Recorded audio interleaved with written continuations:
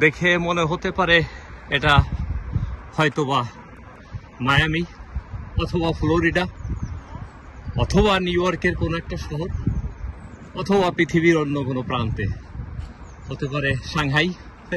আসলে না, এটা ইউরোপের ছোট্ট একটা দেশ, লোক সংখ্যার কিন্তু এক বিশাল জনসমুদ্র এবং কৃষিখাত নিয়ে জড়িত এই দেশ। একেবারে সেন্টার অফ ইউরোপ বলতে গেলে। এখান থেকে, বিশেষ করে এই শহর থেকে আরেকটা দেশে বা আরেকটা শহরে 40 মিনিট, 1 ঘন্টা, 1.5 ঘন্টা, 2 ঘন্টা, 3 ঘন্টা এরকম হতে হতে পুরো ইউরোপটা ভ্রমণ করা সম্ভব। দর্শক, এটা অস্ট্রিয়ার ভিয়েনা শহর। ভিয়েনাতে এসেছি গতকাল, আর এই মুহূর্তে দানিউব রিভারের সাইডে যেমন গড়ে উঠেছে এক চমৎকার সুন্দর শহর, তারপরে পানি একেবারে দেখে মনে হইতেছে যে গোসল না করলেই নয়, এবং সাথে রয়েছে জাহাজের নোঙরখানা। তা দানিউব নদী ইউরোপের কিছু কিছু দেশ যেমন জার্মান, রাশিয়া, রোমানিয়া, বুলগারিয়া, তারপরে কি বলে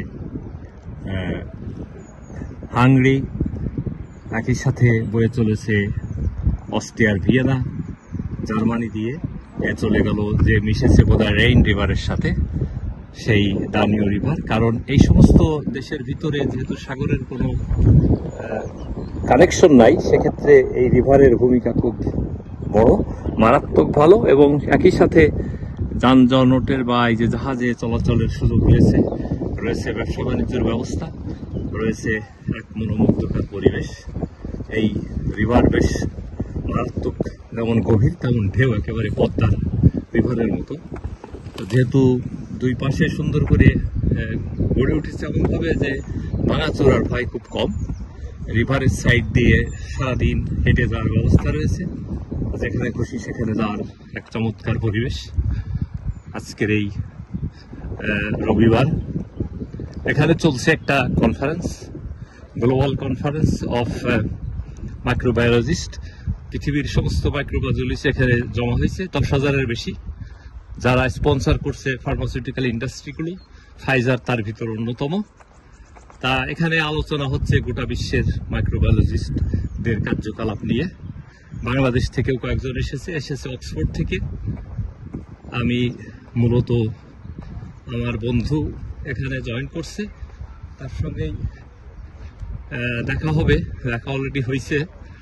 তা আজকে তাকে কিছুক্ষণের জন্য হলেও থাকতে হবে সেখানে, কম্পালসারি যে সময়টা সেটা সে পার করবে, তারপরে আমরা বেরোয় যাব এখান থেকে। দেখি আজ কোথায় যাই, কি করি, সেটা পরে জানা যাবে। ততক্ষণ পর্যন্ত আমি এই দানিউব নদীর সাইড দিয়ে একটু হাঁটতে পথে মনে হলো শেয়ার করি, যারা ভবিষ্যৎ প্রজন্ম, আগামী দিনের বাংলাদেশের নক্ষত্র, যারা একদিন লেখাপড়ার সুবাদে হোক, চাকরির সুবাদে হোক, কনফারেন্সের সুবাদে হোক বা ভ্রমণের সুবাদে হোক এসব দেশ ঘুরতে আসবে, তখন হয়তো মনে পড়বে আমার কথা, মনে পড়বে এই দানিউব নদীর কথা, এর ইতিহাস।